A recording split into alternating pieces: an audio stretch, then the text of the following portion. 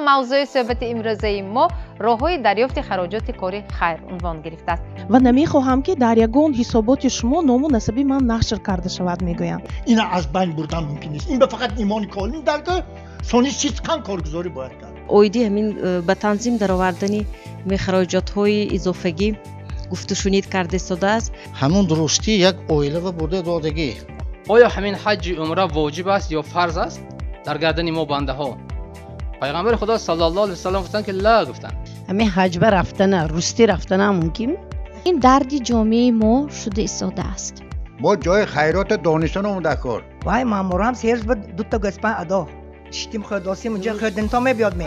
امضا کند که گشت بیاید اگر حاجی طلبان، حاجی بینان، تحفه داده همین چیزا نمی شود گفته. درجه و منزلت و اجر و ثوابش از چند مراتب عمره کردن و چند مراتب حج فرضی کردن بلندتر است و زیادتر است در نزد پروردگار.